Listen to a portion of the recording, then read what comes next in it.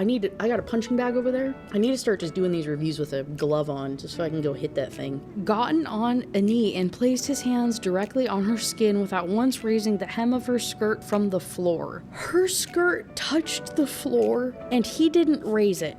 Was homie laying down on the ground like this? Okay. Yeah, sure, that's physics, I guess. What do you mean? Hey, thank you so much for clicking on this video. My name is Kaylee, and this is Read, Rant, Review, where, you guessed it, my light turned off. Where, you guessed it, I read books and I do rant reviews. Today, we are doing book number 2 in a series by Runyx. It's the Dark Verse series. This is The Reaper. Technically, this is a standalone dark romance. I think that's very questionable, but that's fine. It was published in 2020 and currently on Goodreads. It is sitting at a 4.3 with 83,000 reviews. I just finished it tonight and I was going to do this review tomorrow, but I am angry. Is that a feeling? I don't know what feeling I'm having in my heart. I gotta talk about it, man. I still have my makeup and my work clothes on. I just need to talk about it to somebody, please.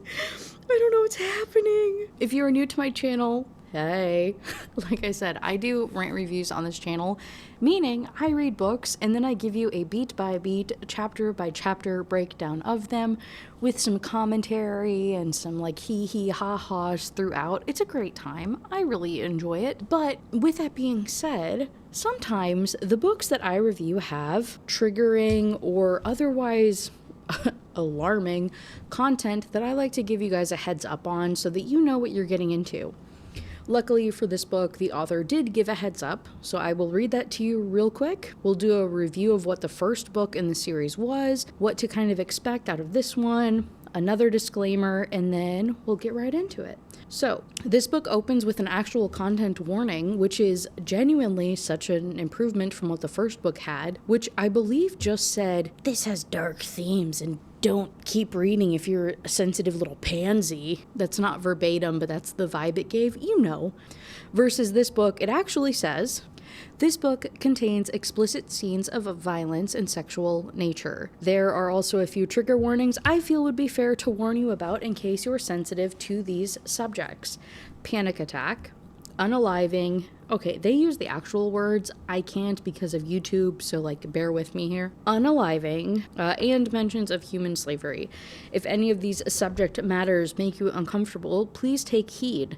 If you continue to read the book, I hope you enjoy the journey. Thank you. No complaints. I think those are appropriate heads up. I want to clarify too, when we're talking about like slavery, it's in the terms of little girls being trafficked.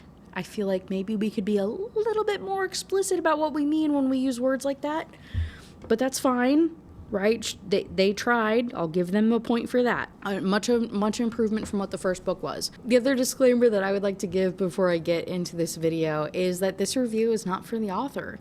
It's not for Runyx. It's not for friends, fans, family stans, anything of the like. I will not be talking highly of this book. I will be making fun of it and having a giggle. So if you enjoyed this, if you are the author or know the author, click off the video, homie. I'll catch you in the next one. And then finally, obviously this review will contain all of the spoilers. So again, technically this is a standalone, but it is the second in the series, and I did a full review of the first book. So if you would like to watch that, you're more than welcome to. I'll link it above. It's The Predator by Runyx. But if you haven't read it, or if it's been a while, I'll give you a super quick recap of the first book, just so we can orient ourselves before we dive back into this universe. Book 1 takes place over the course of 2 weeks and follows Marana Vitalio. She is the daughter of a mafia boss and finds herself in hot water after her ex-boyfriend stole some very damaging codes that she wrote. We are dealing with, as she calls herself in book number 2, a tech goddess. She wrote these codes that could end the world. Essentially, her boyfriend double dog dared her to see if she could do it. She did. He stole the codes, broke up with her, and that led to her chasing them down. Come to find out, based off of her research, Tristan Kane hired her boyfriend to pretend to be her boyfriend to get the codes. So she goes, the opening scene, like the opening chapter in book 1 is her confronting Tristan Kane of like, WTF, dude, why did you use me in such a way? What do you want these codes for? Like, is it for nefarious purposes? Like, you're such a POS, and these codes could destroy the world. They could destroy all of the mafia families. So she like crashes a party, confronts Tristan. There's 3 problems with confronting Tristan. The first one being, Tristan Kane is the pseudo son and assumed heir of the rival mafia family. So her having this confrontation, her trying to unalive him and all of this other stuff is like grounds for war with the other mafia family. So that's a pretty big issue. Number 2, he has nothing to do with the codes. He has no idea WTF that she's talking about. And then issue number 3 is that he has an unexplained, like, visceral hatred for this woman. Oh, okay. Her confronting him, though, leads to her life being turned upside down and ultimately results in her working with Tristan and Dante. Dante being the actual heir to this rival mafia family. Dante is the actual son. Tristan is this like weird adopted kid that like ended up in the mix. Not the actual guy, but Tristan and Dante are, for all intents and purposes, brothers, right? She works with them, though, to protect the codes. Because they're like, hey, we didn't have anything to do with stealing them, but we understand how critical that is and how that could, I don't know, destroy both of our families. So let's work together and get them back. So she ends up working with them. She gets banished. Like, her father finds out some stuff. She gets banished from her family. She ends up falling in love with Tristan, not surprising to anybody. And she learns why he hates her. And the book culminates with her learning that she was kidnapped as a kid as part of a trafficking ring, and her father putting a hit on her after her learning this, after running away with Tristan. Her father's trying to clean up loose ends and obviously doesn't give a crap about her, sends his men to unalive her. She ends up unaliving them instead. It's this whole dramatic thing. There's a woman named Amara who is the love interest of Dante. She's been a reoccurring character in book 1. She will be one of the main characters in book number 3. She comes, she tells Marana the history of Tristan. She says, hey, this is what happened to him. And at the end of book number 1, we learn that Tristan's little sister was also taken by the trafficking ring, but she was not returned. So Tristan's father, his biological father, used to work for the rival family, specifically for like Dante's father, right? Tristan's father was the bodyguard of Dante's father. They confronted Marana's father because they're like, hey, your daughter came back, my daughter didn't. WTF, explain yourself. He decides not to. So Tristan's father ends up pulling a pew-pew on Marana as a child, like a 3-year-old on the table at this meeting, holds a pew-pew to her head and says, tell me what you know. Tell me why your daughter's here and not mine, or I will unalive your kid. Tristan, 8 years old, watching from the shadows, sees this, decides, oh my God, my dad is actually going to unalive this innocent child. Let me unalive him. And does so. His intent genuinely, truly was not to actually unalive his father. He was just trying to make the situation stop. Ends up unaliving his dad, though. So Tristan's mom comes in, sees that Tristan unalived her husband / his dad, disowns Tristan. So Tristan gets taken in by Dante's father, the mafia boss, and becomes this like unaliving machine. This completely feared, absolute monster of a kid that gets shaped into being an unaliving machine. In doing so, Tristan develops a hatred for Marana. He blames her for ruining his life. It's her fault. Yeah, he protected her. Yeah, he made the choice to do all of those things. But the innocent 3-year-old child, that's the reason that his life is all messed up now and that he dealt with all of this, like, these traumatic experiences. So he carries this hatred for her for like 20 years. So we learn that at the end of book 1. We also learn at the end of book 1 that when Tristan comes to collect her at the cemetery after the hit that her father put out on her that she survived. The two of them have a face-off in front of his car, and she's like, "You can't unalive me. This is your one chance. If you don't want me, this is it. Unalive me now or unalive me never." And then he just gets back in his car. Doesn't say a word, doesn't say a thing, just gets back in his car. And that's where book 2 opens, okay? Book number 1, I was pissed. I was so mad. Nothing happened. I read like 400 pages for nothing to happen. It sounds like a lot because I summarized it into like 5 minutes, but nothing happened. And so I was like, okay, I have to read number 2. I have to get some answers. So ultimately, I could not help but read the second one in this series because I needed answers. So I am back today to tell you all about it, to tell you all about book number 2 in the series. There are, I think, 6 or 7 books in this series. The first 2 are dedicated to Tristan and Marana. The third is Dante and Amara. The other 2 or 3 are to other people. Couldn't tell you, don't know, don't care. I'm a little pissed though, because now I kind of want to read them after finishing this book, and I actually hate myself for that. Chapter number 1 is titled Eavesdrop. In book number 1, all of those chapters were titled like running, sprinting, hiding, loving, missing, something, INGs. This one, it's like eavesdrop, panic, breathe, meet, own, warm, something like that, right? Like it's all like, they're not ING words, now they're other words. Anyway, chapter 1, our book opens with, and I am not exaggerating, 13 pages describing her getting into Tristan's vehicle after the cemetery, after they have this like makeout session, confession, kill me now or kill me never thing. He gets in his car and like doesn't drive off, and that justifies 13 pages of contemplation where she says, "Oh my god, I think he really wants me, like he's not driving off like I thought he would." She'd known it simply because he'd still been there, a silent but magnetic presence lingering forcefully in the empty area.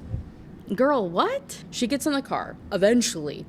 Jesus, eventually. They're in the car. They're driving back to his penthouse because, of course, he has a penthouse. And a little name pops up on the car's console, and it says that Kiara is calling. A slight frown wrinkled her brows before she could stop it. Kiara? Who the hell was Kiara? And why would she call this time of night? It's like 11 p.m. So they get back to the apartment, the penthouse, whatever. And Tristan lives on like the top floor. I think Dante lives on the floor just below his. But they get up to Tristan's apartment, and Tristan and Marana are in the elevator. And they hear Dante and Amara having a yelling match, right? Yelling at one another, and it ends with Amara saying, "Stop being a coward, Dante." She spit out softly in his direction. "It's high fucking time." She says it softly because, hey, if you missed it in book number 1 or if you forgot, Amara is the housekeeper for Dante's mafia family. Like, she comes from like the housekeeper family that helped his mafia family. She got kidnapped when she was 15 by some folks, had her like, you know what I mean? Like, if you're visually what's happening, her throat got cut by whoever kidnapped her to like try and get some intel. She never gave it to them. Eventually, Tristan and Dante saved her. She ended up falling in love with Dante, and then Tristan went in and like unalived all the guys. Hey, love and respect. But she ended up falling for Dante. Was this whole thing because obviously the mafia king can't fall for the peasants, you know how it is. So she got like banished. So she doesn't work for the mafia family anymore. It's a whole freaking mess. I really suggest that you read book number 1. I don't know why in the freaking world that they would call these standalones. This is not a standalone. I highly refuse to believe that. Please, for the love of God, go back and watch my first video, or hopefully you read the first book. Anyway, so Amara's confronting him. She's like, "You're being a coward." Then she storms out. Tristan comes inside, tells her to leave. She does. And then Dante throws a vase and breaks it. Okay. She's feeling a little awkward. Marana is feeling a little awkward. She's feeling a little uncomfortable. She says, Okay, on that note, I'm just gonna walk my happy ass over to the guest room and go to sleep. You guys can fight it out. Then she lays in bed and she decides to scroll through her phone really quick. She has a bunch of notifications. So while she was in the cemetery dealing with like the hit against her by her father, she was texting Tristan. Tristan asked if she was okay. She ended up saying that how she unalived 2 guys, aka unalived the 2 guys who were out there to unalive her, right, with this whole like thing from her father. So she unalived them and then turned her phone off after calling Amara to come and talk to her. And then she missed a bunch of phone calls and text messages from Tristan, but the last message was from like 7 p.m. It was almost 10:30 now, which meant that she had seen him in the cemetery at roughly 9. What had he been doing since that last text? She listens and she hears Dante and Tristan talking in the kitchen, and she hears, "What were you doing at that bastard's house tonight, alone of all things?" from Dante. That had so not been the elephant in the room that she'd imagined. But who are they talking about? Girl. Sorry, I've been watching so much Smosh lately. Girl, I love Angela. Hey, if you watch Smosh, I love Angela. I love Angela so much. If you can't tell. Anyway, so I just like, what do you mean? Who do you think he went to? He's obsessed with you. He knows your dad hates you. You literally like just escaped your dad after he has blatantly threatened you in book number 1. Who the frick else would Tristan go to other than confronting your father? Marana is so stupid that it drives me freaking bonkers, bro. More conversation. Eventually, Dante says to Tristan something about Gabriel Vitalio, which is Marana's father. Her brain supplied her the image of his hands on cue, those bruised, broken knuckles that had told her, even as he'd kissed her, that he had made someone's night hell. She'd vanished and he'd gone to her father's mansion alone and yet made it out, and now had broken skin on his knuckles.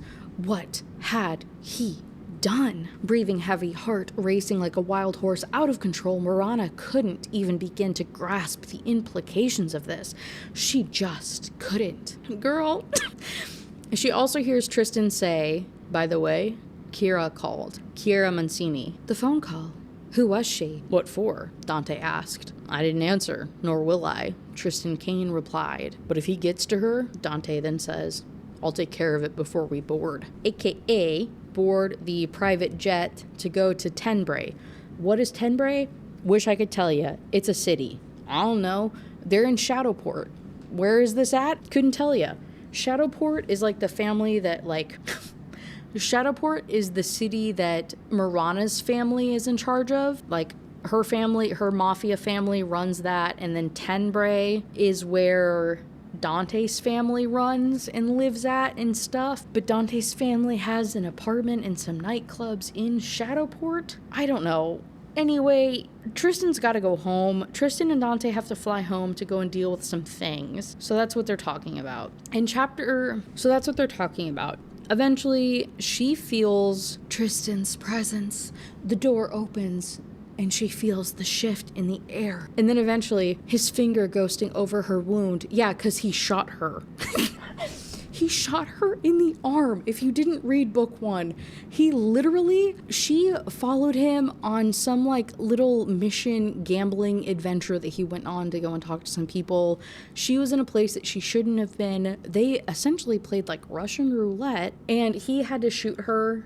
It should have unalived her, but he not took pity, maybe out of love, whatever you want to call it, instead shot her in like the arm, so she has this like cut. I don't know. Don't look at me like that. I don't know, okay? His finger ghosting over her wound. It wasn't a light touch. It wasn't a touch at all. It just was. It just was is used twice in this book, and it was used a couple of times in the last one. If you're not good enough of a writer to tell me what it was, don't tell me at all. It just was. Does nothing for me as a writer. I hate it here. Anyway, everything inside her stayed still, like prey scenting a predator. Everything about him stayed still, like a predator scenting prey. Okay. he left as quietly as he'd come. So she's like, okay, great, he's gone. I sensed him. He didn't touch me, it just was, and then now he's gone. So she got so turned on by him coming in, by him like sneaking into her room and like a ghost of touching her damaged freaking shot arm, that she literally, I'm not exaggerating, that she goes to like, and the second that she touches her, she gets to her destination, just a little graze. just like instantly is there and has this reaction. And then she says, he was there in the darkness. He never left. Okay. That's so embarrassing. For a multitude of reasons, that is so embarrassing, bro. And so then he like... he sneaks into her room, doesn't say a word, doesn't even touch her, pretends to leave, watches her from the corner while she like to him, and then just leaves, doesn't say anything else, no additional touching or commentary or anything, just like actually leaves after that. Bro, the way that I would unalive myself. In chapter 2, panic. She wakes up the next morning. She goes out to the kitchen. Tristan is still asleep, but Dante is there. They have a conversation. He says, hey, Tristan has to go back to the outfit. He has to go back to Tenbray. The outfit is the like nickname for the mafia family. It's Maroney is the last name. It's like Dante Maroney, but they're a part of the outfit. Is the mafia name. So Tristan has to go back there. He's been summoned back, and Dante says, hey, Tristan is going to take you. Like, he is not going to allow you to be left here alone, but you can choose what you want to do. Tristan is going to want to take you there, but you're more than welcome. You can stay here. We can send for you to leave, like, the country if you want to go in hiding, or you can come with him, whatever. I just want you to be fully informed about what is going on. Hey, love that. So Dante goes on to tell her everything that's happening, which includes, hey, my father's gonna hate you. There's so much stuff there that's already going on. There's a lot of drama between our families for a multitude of reasons. There's somebody trying to frame Tristan with the whole codes thing from the first book. He's like, Tristan didn't take the codes, but somebody did, and somebody tried to frame him on purpose. So I don't know what's happening, but if you come, it's gonna be very, very dangerous. This results in her having a panic attack, a very graphically,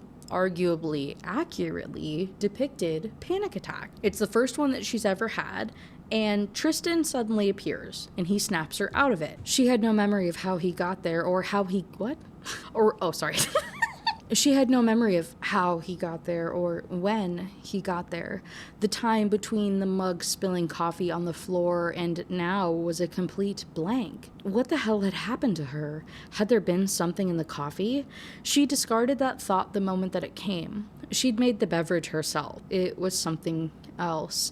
As she tried to make sense of the past few minutes and catch her breath, his hand started to withdraw from her throat. Okay, right? So you're like, oh sweet, Tristan's being like such a nice and kind guy. He's like snapping her out of it. Tristan Kane. And this is where I said, hold up. I feel like I have read Tristan Kane one too many times to be on page 44. Tristan Kane, his full name is said 74 times throughout this book. 74 times. In book number 2, so she snaps out of her panic attack. She goes back to the kitchen. She sits at the bar while he makes her breakfast. As something slid along the countertop toward her, distracting her, Marana looked at the bar of chocolate, her eyes flying toward the man extending it toward her, stunned. He was giving her chocolate like it was nothing, just sliding the bar of chocolate over to her before walking away. She remembered reading in some magazine about men giving women chocolates,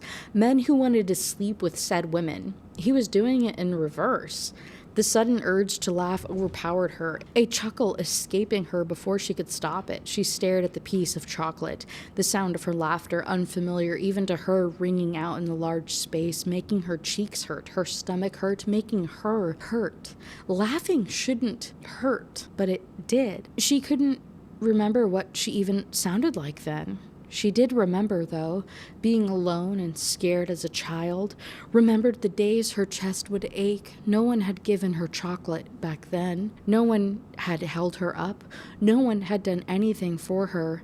And yet, now she'd had a panic attack, and this man, of all people, had given her chocolate to comfort her in his own way. I missed reading bad writing. The last few books that we have read, I have had to suffer. I have read so many books about, like, blatantly abusive men or blatantly abusive people, specifically of minors, and so it is genuinely so refreshing to just read a book that is bad writing. I cannot express to you the giggles that I had. I wasn't even frustrated. I wasn't even mad reading this book. I was just giggling at how poorly written this was. They're going to Tenebrae via private jet. She always flew first class, and she's starting to realize how much better off that the outfit is than her family. They go to the airport, and it's not too private or too exclusive, because while waiting in the lobby or somewhere, I don't know, while Tristan and Dante are outside having a smoke or talking or whatever, a wild Pokemon appears, is what I have in my notes, which I just cringed so hard at myself. A wild dude appears behind her, and he says, "Don't react." A heavy voice with a slight accent came from a few feet behind her, pulling her attention. She almost turned but stopped herself, curious. "Excuse me?" The owner of the heavy voice continued. "You've changed the game, Miss Vitalio." "Who are you?" Marana asked, her attention on the man sitting behind her, even as her eyes stayed glued to the outfit and men outside. The man ignored her question. "I'm not your enemy, but I know the people who are, and I have an offer for you." Marana's entire attention snapped to the man. "What do you mean?" "You find out something for me, I'll give you the information you need." Marana stayed silent. "Remember me." The man spoke. "We'll talk later." Marana looked up and found her eyes snared in the gaze of a predator. The predator, aka Tristan, right? Saw her. They get onto the plane. Tristan goes into like some secluded back room part of the plane and locks the door to take a nap, and then it's just her and Dante having a little chit chat. And Dante says, "What are you doing, Marana?" Dante asked softly, the concern in his voice making her eyes flutter open. As much as I love Tristan better than my own blood, I would never want him with my sister if I had one. I'd be lying if I said I wasn't a little worried for both of you. There's something very broken in him, and if you're here thinking that you can fix it, I'm telling you right now, you cannot. She's like, "That's not why I'm here. That's not what it is." He says, "Okay, cool. I just want to give you a heads up because I'm sure this is something that like Tristan didn't think was worth mentioning. But when we get to Tenebrae, we're pretty much going to end up landing at a mansion. There's 5 wings to the house. There's obviously the main house where Lorenzo Moroni..." Did y'all see? Hello? What the fuck? Okay. Anyway, if you're not watching, don't worry about what just happened on my screen. Dante says, "Hey, I don't think Tristan will find it important, but I feel like you should know. It's a compound of sorts. There's 5 wings on the property. The first one being the father's, Lorenzo Moroni, like the immediate family lives there. There's a wing for Dante himself." What is happening to my screen? There's a second wing. I don't even want to hold up my hand. There's a second wing that Dante lives on, a third wing that belongs to Tristan, a fourth wing that belongs... A fourth wing that belongs to the, like, servants and housekeepers and whatnot, and then there's a final wing, which is the training wing, quote unquote. And Dante says, "Don't you ever go there. That's where they train people to join the mafia. Like, that's where it's not good. It's not a good place. Like, you better avoid it. Don't you ever go there. I swear to God." She says, "Okay, I hear you." And then also goes on to explain, hey, like, Tristan's wing is the smallest. It's on the outskirts. Because then there's outskirt houses for the, like, security guards and, like, whatever. People who aren't a part of the family. Like, the 5 wings are for immediate family or people who take care of the immediate family. And then there's, like, the outer ring for, like, security guards and, like, quote-unquote others. So she's like, why doesn't Tristan live out there? Why wouldn't he just, like, banish Tristan to the outside? Or, like, why did he even keep Tristan alive in the first place after everything that happened? Like, why didn't he just unalive him? And Dante goes on to say, like, that he's pretty sure his dad is afraid of Tristan. To unalive your own father at such a young age and then to be such, like, a ruthless person that Tristan is, carries a little bit of name with it. And Marana thinks Lorenzo Moroni feared Tristan Kane? What the what? That's in writing. I'm not being facetious. I'm not trying to be cute. The page literally says, what the what? Dante leaves. They end this flight on the jet with my father, Dante continued, is going to hate you and use you. Marana swallowed, a part of her afraid, another part daring the evil man to even try. I don't have any control over him, being Tristan, she reminded Dante, her fingers balling into fists. Dante agreed. You know that. Tristan knows that. But to anyone standing on the outside, you don't have control, Marana. You have something better. What? Marana whispered. Influence, Dante stated. To anyone who's looking at you two, it will be apparent that you influence him, which means it's his choice. That, Marana, is going to make my father very, very upset. Because after everything he thinks he's done, Tristan chose to let a girl influence him. And to be the daughter of Vitalio, they have history. So in chapter 4, after the whole private jet flight, they end up getting to the house and the boys run off to go and do whatever, and so she ends up alone in this room. So she's waiting there for like 20 minutes all by herself. She had also taken note of the cameras mounted at the corner of the ceiling pointed right at her. Whoever was on the other side definitely got a good look at her leg when she had taken out her knives from her bag and strapped them to her thigh. They were the same knives that she had stupidly tried to kill Tristan Kane with. The knives that had been collecting dust in her bag since the night that she had gone back to his penthouse. And like, did you see the cameras before or after you took them out of your little leg hidey hole? Because if you saw them and still took them out, are you dumb? Why would you show them that A, that you have a weapon, and B, where they are? What do you mean? Eventually, Amara, right? We said this is like Dante's love interest who got like exiled from the family compound. She's living wherever. She has befriended Marana. Amara's, what is it? Like, it's not stepsister. Maybe it's stepsister or cousin. Distant sisterly relative ends up coming in. And she's like, who are you? Like, why are you here? Like, what are you here for? And Marana just ignores her until eventually she recognizes her face and she goes, oh, Marana Vitalio? Oh my god, you're like Amara's friend. A friend of Marana is a friend of mine. Welcome. If you need anything, let me know. And if you thought that this woman would show up again in this book, you are wrong.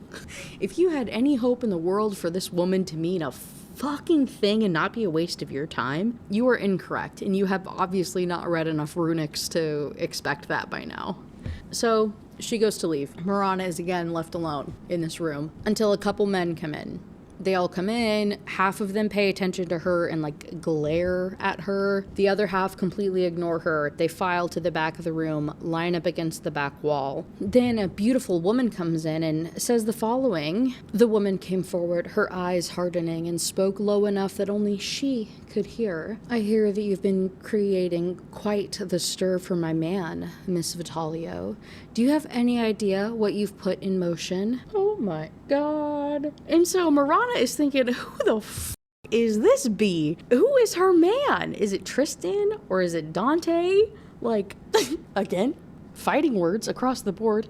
I don't know how any of these people get through any of this. Like, I would have solved this on day one. You know what Anyway, couldn't be me. She can't think about this for long, though. This woman threatening her and making snide comments because Lorenzo walks in. The mafia boss, Lorenzo Moroni, the big dog, right? He comes in and tells the woman talking to Marana to go to the back of the room. And he calls her Kiara. It's the woman who called Tristan in the middle of the night. And Marana realizes this and her stomach bottoms out. Kiara's man is Tristan. Oh shit. So Lorenzo comes in, Dante and Tristan are in the room. They're casually dressed, whereas all the other men are wearing suits.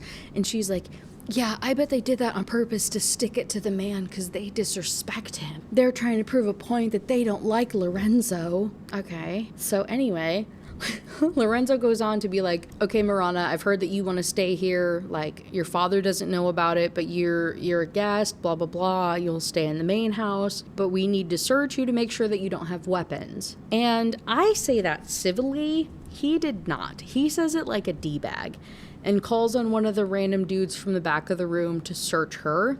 Dude has like a weird gleam in his eye, like he's a pervert is what is trying to be insinuated. And so Tristan, before a guy touches her, grabs his wrist and he's like, touch her again and see what happens. It's like, hey, it's kind of hot.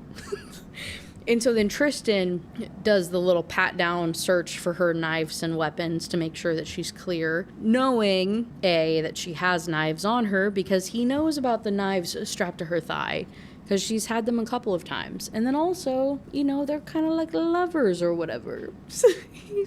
He's feeling her up. His hands paused on her knee, his eyes molten. She took a deep breath in. He knew exactly where her knives were, had known since before he had entered the room. He could have tracked her from over her skirt, and yet he had gotten on a knee and placed his hands directly on her skin without raising the hem of her skirt from the floor. It wasn't lost on her what he was doing. It was a statement to all the men in the room, to the woman who had tried to claim him, and to Marana herself. It was a statement loud and clear that she was his. And again, I just want to say, as if this is not on camera. And also, she's getting all turned on from this in front of literal murderers and people who could literally unalive her at any time. This is not the time or place to be being a little horny monster. And also, lastly, how did he get his hand? The hem, let me look at it. Let me say this exactly. Gotten on a knee and placed his hands directly on her skin without once raising the hem of her skirt from the floor. Her skirt touched the floor and he didn't raise it. Was homie laying down on the ground like this? Okay. Yeah, sure, that's physics, I guess. Did he go under the skirt? What do you mean? Anyway, he takes her knife away. The point of that is he cops a feel and feels her up and she's all turned on and he takes her knife away, okay? And then Lorenzo says, yeah, you'll stay here, you'll stay in the main house. She stays with me, he said. Not possible. Moroni refuted immediately. Lorenzo then goes on to say, this won't happen again. Kristen says, it better not. Okay. Marana is then dismissed, and a security guard guy walks her up to her room on the 3rd floor. Dude is not talkative whatsoever and refuses to answer any of her questions that she has, but she tries to ask him questions. Nothing happens. And then right as he shows her room and opens the door, she's about to go inside and he stops her. Marana looked at the scarred left hand and the knife that sat on it, stunned. Hesitant, not understanding what and why he was doing here. Hold on, I'm sorry. I copy and pasted this. Hesitant, not understanding what and why he was doing. Okay, that's fine. She took the knife. Why? The man whispered, you're with vultures now. They feed off the dead. Yo, that's so scary. A shiver went down her spine, her grip tightening on the knife. Vin, the name of the security guard guy, pulled his hand away and gestured for her to enter the room. They'll be activating the ears in this room soon. Stay sharp. What the fuck? AKA, they'll be listening, you know what I mean? They'll have audio listening in the room. Oh my god. But he gave her a knife so she can defend herself, which is cool, I guess. He's one of the good guys. Quote unquote, supposedly, maybe, possibly. I don't know. Oh my god. So that's upon her arrival. And in chapter 5, she finds out that there is a dinner that night that they're going to be going to. So Lorenzo Moroni, the mob boss guy, he sends up a little fancy dress for her to get dressed in, and it fits perfectly. And she's like, oh my god, that creeping guy looked at me so closely and checked me out head to toe that he knew my exact fit of dress, and that's disgusting. Puts it on though, and she looks hot, so she's happy. Throws on a little bit of makeup, does her hair because she's like, I saw that B word Kiara and I'm not gonna let her upstage me again. I won't be caught off guard again. I want to be impressive. If she's hooking up with Tristan, I want to look cool. She goes to leave the room, and when she opens the door, who else but Kiara? Sorry if I'm going back and forth. The name, I'm just gonna tell you, it's Chiara. Okay, I think it's Kiara. I might be going back and forth. Again, I never said I was good at my job, okay? I'm trying. So Kiara is there when she opens up the door to go to dinner. Again, reiterates the whole, you better leave him alone. Marana's like, who do I need to leave alone? What are you even saying right now, girl? Kiara says, Tristan, he deserves better than you. Marana felt her stomach tighten. What do you know about what he deserves? Kiara smiled. I know he's f***ed me on the regular for almost 2 years, and Tristan doesn't do regular. Oh my god. So she pushes back. There's banter. There's cattiness. There's like talking crap. And eventually Marana's like, he might have done regular, but that's not now. I'm all he needs now. And Kiara's like, he'll come crawling back to me. And I'm like, are we really having this conversation about an emotionally unavailable man? That's where we are, ladies. He's hot. He's hot. Why do I question it? I don't know what I'm talking about, apparently. In it, though, Kiara, for some reason, I think maybe Marana asks. She's like, who the F are you? Like, why are you even here anyway? Like, I bet you married low in the family and, like, you're just trying to, like, move up or something. Kiara ultimately confirms it. She's like, yeah, I married Lorenzo's first cousin, but he R's me regularly. And Marana feels bad about this and then just leaves the situation. And she's like, oh, I guess that's why she's trying to, like, move up in the chain, in the mafia family chain. Oh, okay, I guess. So she goes downstairs, trying to find the room where the party is, but it's gonna rain, so it's in a weird room, so she ends up in, like, X, Y, and Z. I don't know. Don't ask me. Don't look at me that way. She runs into a guy, though, who says, good evening. Good evening, she replied quietly. I'm Leo Mancini, the man said, smiling. Marana looked him up and down, her eyes narrowing. Are you the Mancini who likes to rape his wife, or is that a poorer relation of yours? Oh my god. The man who had been smiling until that point lost his manners. Marana braced herself, standing tall, not looking away. Hey, I'm all for girl power. Like, I'm all for, like, represent, like, women supporting women, but there's also a point where it's like, hey, maybe not put a target on your back. Maybe if you don't know if that's the right guy, maybe not be doing that shit. Like, I don't know. It felt very virtue signally to me in a weird way that I can't really pinpoint or explain. They're at the table. They're at dinner. It's like she's off at some random thing down here. Obviously, Lorenzo Moroni's at the head of the table, and then Dante and Tristan are over, like, opposite of her, like at that closer to the head of the table. And Tristan gets up, moves the person that's next to her, has them go and sit next to Dante. It's like one of the cousins, like one of the more, like, quote unquote, like, lowly mafia members, one of the younger kids, to go and sit by Dante so Tristan can sit by her. Moroni speaks up after dinner starts and calls Tristan out for moving. Tristan Kane changing years of seating arrangements and sitting beside her in front of everyone. No big deal. So obviously, understandably, Marana understands the implications of such a decision, such a, like, obvious, discretion, that's not the word, departing from the norm, like aggression almost, like, directly against Lorenzo Moroni. She understands the implication of this, right? She understands how big of a deal this is. There ends up being a lot of tension, and eventually she ends up kind of talking crap. Lorenzo says, you forgot your place, girl. Moroni spoke, his voice so quiet she could feel his anger. She was so done with his shit. Let me make something very clear to you. I think you mistake me for someone who you can push around, Mr. Moroni. Marana spoke, her voice reflecting the steel in it, the steel in her spine. I'm not. I'm a Pandora's box. So if I were you, I would keep me very, very happy and very, very alive. Because once this box opens, your power, your empire, you will crumble. And you wouldn't be able to do a thing to stop it. The squeeze of his hand on her thigh turned sour. That's Tristan's hand on her thigh turned sour. Done. Completely done with the miserable evening, Marana pushed the chair back, dislodging his hand. Now, if you'll excuse me, she addressed Moroni, and she walked away before they could say anything. Again?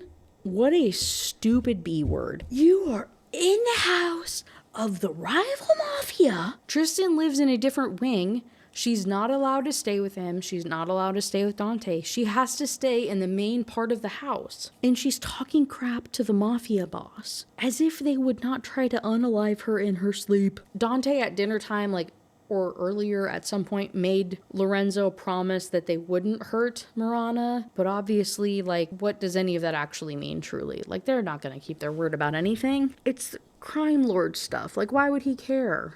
It's all just lies. She's just so stupid. Continually so stupid. And then in chapter 6, this is where I started to lose my mind. So she went to sleep that night. There's really nothing that happens, but when she wakes up the following morning, she opens up the blinds and she looks across and there's a lake in the back. She has a view of it. The other side of the lake is Tristan's house, like his wing of the compound. So she's looking at it and she sees Tristan come outside. He stood still, almost unnaturally still. So much so that he would have been a statue from a distance and no one would have known. That stillness of his, even as he stood alone, made her realize how non-still he was with her. Since the beginning, there had been an energy about him, an energy that had wrapped itself around her time and again, even when his physical form had been still. And I hate it here. Again, I'm just reminded of how poor the writing is. Hello, it's the next day. Reading the paragraph about how still he went just took me out. I had to call it a night. If you watched any of my older videos, I used to have to film in like 2 or 3 day chunks because I didn't have time to do really long filming things. And so I felt like it was the old days again. I say that as if it wasn't 6 months ago, but still, filming multiple days is really, really weird right now. Anyway, it doesn't matter. So she woke up that day, stared outside, saw Tristan and how still he was. Dante came out and talked to him and they were having this little chat by the lake and they end up texting each other, and ultimately, she ends up going over to Dante's house that day to go and work on her computer code stuff. And then Dante and Tristan go and do mafia things.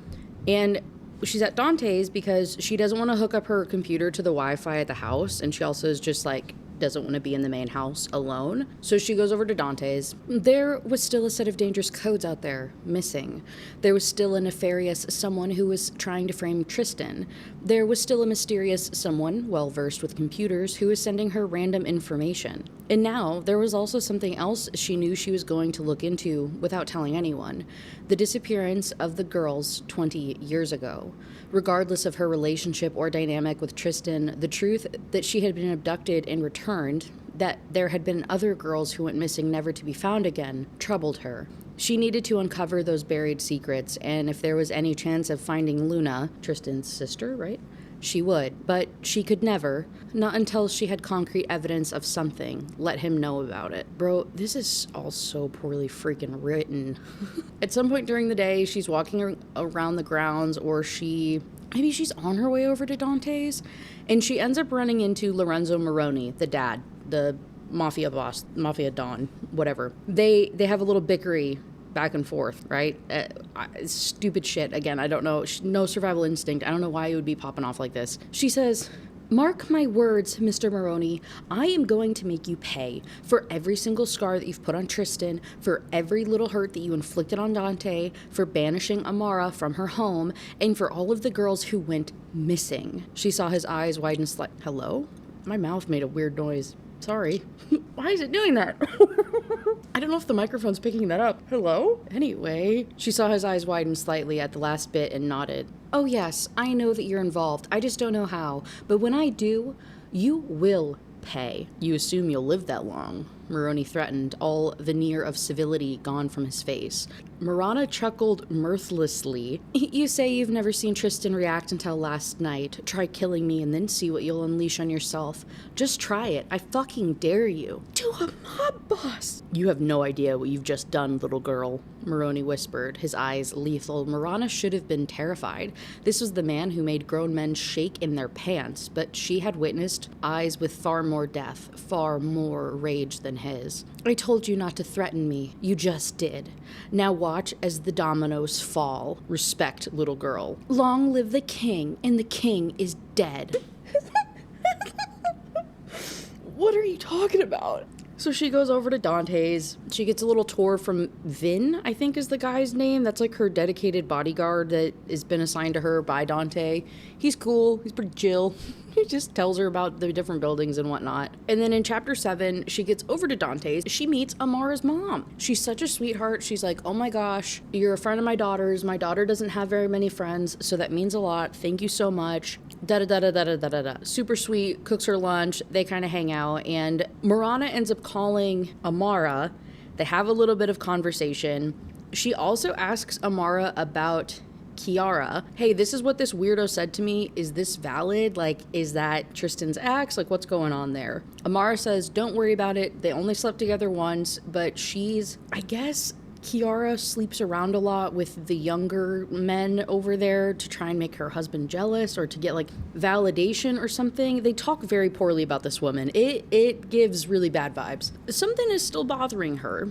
So she hangs up with Amara, and she is, kind of reflecting on what's happened lately, and she's really curious about what Tristan did that night that she was in the cemetery. Like, he was gone for that couple of hours. Like, what did he do? When she was at her house previously, she bugged her dad's office, and she would always listen in on his like work meetings and stuff to get information so like she wouldn't be left out. In which case I'm like, you had your dad's office bugged and he never talked about the missing girls. Like, he never talked about anything that would be indicative of your past or like nothing? Really? That's kind of weird, right? It's kind of weird. Anyway, she goes through the footage that she has of her dad's office, rewinds it to the day that she was gone to see if Tristan confronted her father. He did. Tristan just walks right into dude's office. He's got bodyguards all around him, like aiming guns at him. Dude doesn't give a crap. He's like, Gabriel, that's her dad's name, Gabriel Vitalio.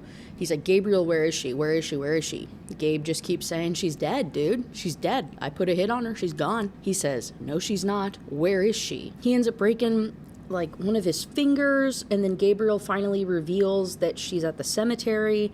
Tristan goes to leave, and then the dad makes some smart ass comment about how she must put out good for him to be this obsessed with her. And so he immediately comes back, slams dad's head on the desk, and he says, stay away from her, don't talk poorly about her, blah blah blah. Goes on this whole spiel. He says, do you understand? Her father nodded.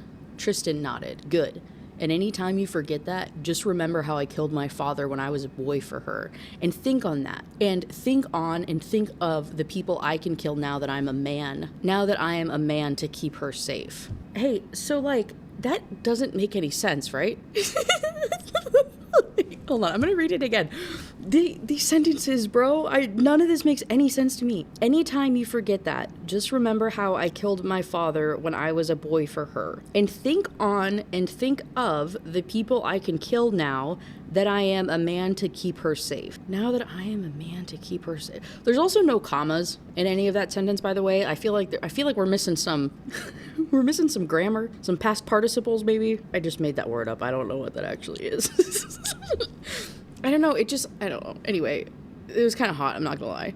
So she finds this out while Dante and Tristan are still out and about. They get home a little bit later though, and when Tristan walks through the door, she immediately like flies up to him and starts kissing him and hugging him, and she's just so like thankful and grateful for what he did, for her. So they got a little smooching in, and it's very cute. She doesn't tell him that she knows anything. Like, she doesn't reveal anything. She's just very lovey-dovey, and it's cute, I guess. In chapter 8, she left her laptop at Dante's. Like, she had it running a couple of programs to do a couple of things, to like locate her other code, to write new code, to undo the code that one would do if it were ever to be activated. What does any of it mean? I don't know. I don't think the author knew either. I think they were just writing some craziness. The one thing I have highlighted, though, is she didn't understand what the hell was taking so long, that her program was progressing at the pace of a pregnant snail. Ew. I don't like that. And so that day, Tristan is like avoiding her, not really texting her, not really looking her in the eye, just being very distant and weird, and she's thinking he had been spooked.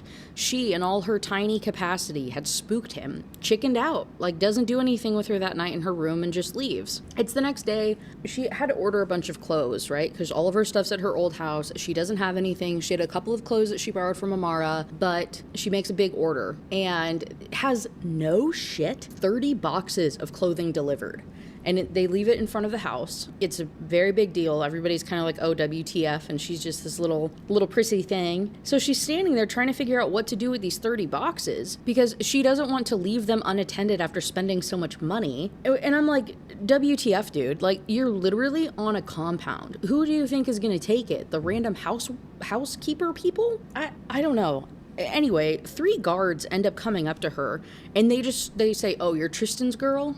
Or Kane's girl? You're Kane's girl? She says, Yeah. And then they start taking her stuff up to her room for her. Not that I mind this, but shouldn't you guys be patrolling? Why are you helping me? She asked, completely confused. The guys don't acknowledge her. They just give her a head nod and just keep running the stuff up to her room. And I'm like, what do you think they're, like, can we just think for like maybe 10 seconds that's like part of their job? Maybe Tristan would be pissed if he saw that they weren't helping you and they're trying to not get got by the predator. Maybe?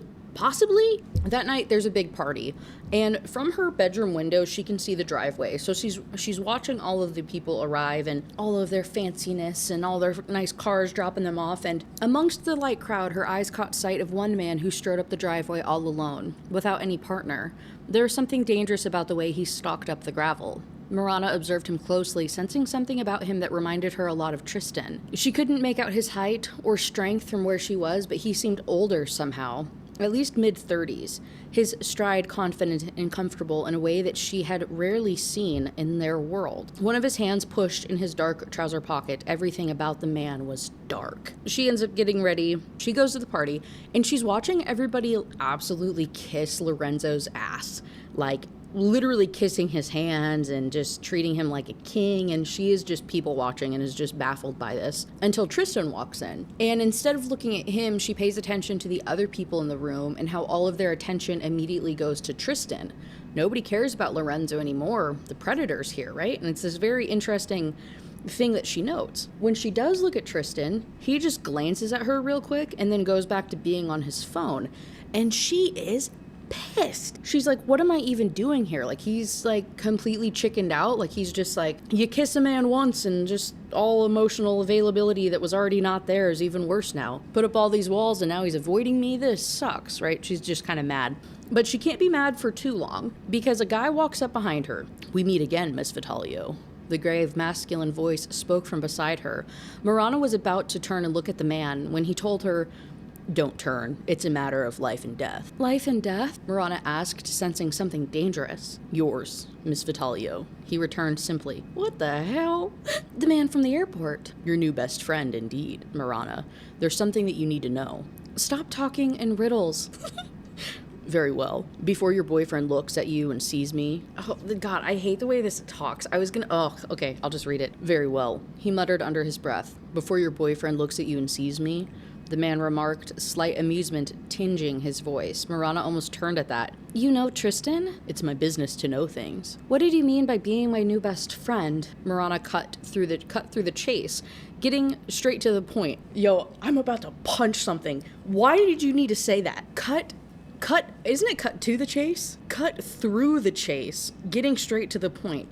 You could have said one or the other. I didn't need both. And if you're going to use a phrase, use it correctly. Or am I stupid? Is it cut through the chase? I thought it was cut to. Is that like a Bernstein Bears thing? Oh my God. Anyway, and the enemy of your enemy, Marana. The man spoke quietly. The song changed to another melody. We share common interests. And what would that be? End of the alliance. Marana froze at his words, her heart pounding. Marana whispered in his direction. What do you mean? The man didn't miss a beat of the music. Marana couldn't feel anyone watching them, mostly because they were in the corner, shielded from the rest of the room, but her heart was racing. I'm interested in finding out what happened 20 years ago in this city. Why? Personal reasons. You were one of the missing girls, and you were looking for the same thing. I have information. How can I trust you? You can't. You shouldn't. You're not in my way, so you're safe from me. Marana tilted her head back up and took the measure of him. She couldn't tell if he was lying or not.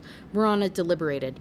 Hold on, why would you look back at him? He literally told you not to turn around. Marana tilted her head back, blah, blah, blah. She felt his lips, ew, at her ear. As a gesture of good faith, let me give you a piece of information I came across. He said so discreetly she could barely make the words out over the music. Someone at this party is going to try to kill you tonight. And no, I have not set that up to gain your trust. I simply intercepted the information and I came to the party to warn you. Wait, so you came here to warn me? Why? Because I need the truth and you can help me get to it. She gulped. He nodded. Live tonight. Find me tomorrow. 459. That's your number? And then she hears Whiskey and Sin interrupt. Who are you talking to? Whiskey and Sin being Tristan. I can't remember if I said it last night or not, but that description of his voice is used 17 times throughout the book. Snap my makeup brush.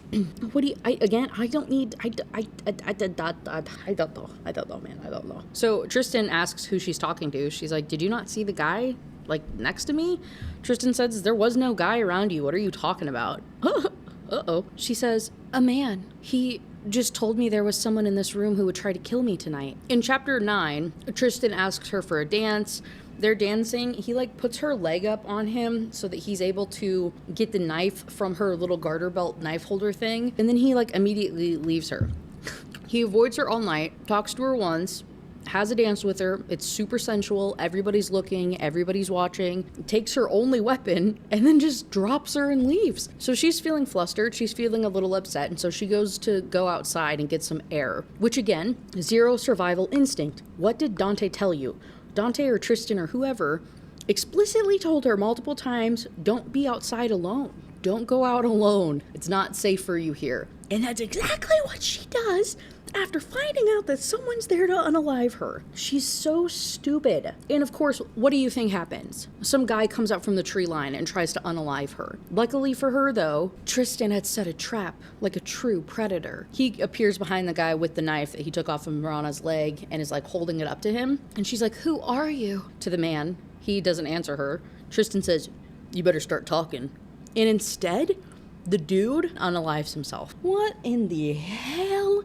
Saying before he does so about like, you should be careful what graves you're digging up or something to her. Something ominous like that. Jesus. Chapter 10, after witnessing such brutal bloodshed, Tristan has her call Dante. Dante goes over there to help clean up, and she goes to her room and goes to sleep.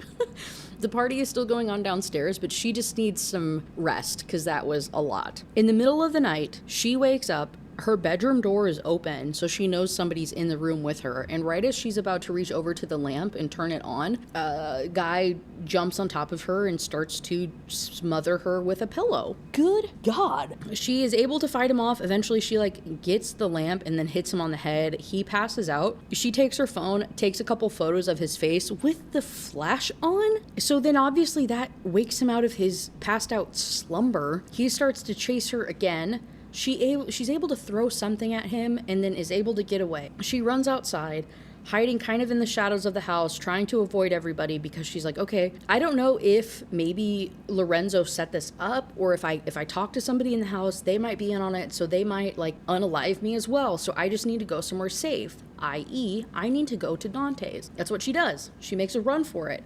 Across the freaking thing, all the way to Dante's house, okay?